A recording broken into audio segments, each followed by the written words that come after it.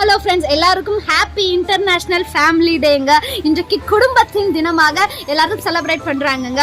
குடும்பம் என்று பார்க்கும்போது உங்களுக்குரிய பொறுப்பு என்ன அப்படின்னா, ஒவ்வொருவரும் உங்க குடும்பத்துல ஒவ்வொரு விதமாக ஒவ்வொரு கேரக்டராக அவங்க இருக்கும்போது அவங்க எல்லாரையும் ஒன்று சேர்த்து நீங்க தான் ஒருங்கிணைச்சு அவர்களை கொண்டு வரணுங்க. வேதத்துல கொர்நேலியு என்ற ஒரு மனுஷன் இருந்தான். அவனுக்கு அழகா ஒரு பேர் வேதத்துல கொடுக்கப்பட்டிருக்கு. அவர் தன் வீட்டார் அனைவரோடும் கூட அப்படின்னு சொல்லி ஒரு வார்த்தை இருக்குங்க. அவனுடைய வீட்டார் அனைவரையும் சேர்த்து அவன் ஜெபித்தான், சேர்த்து உபவாசித்தான். சேர்ந்து ஜெபிக்கும் போது அந்த இடத்துல அவன் தரிசனத்தை பார்த்தாங்க.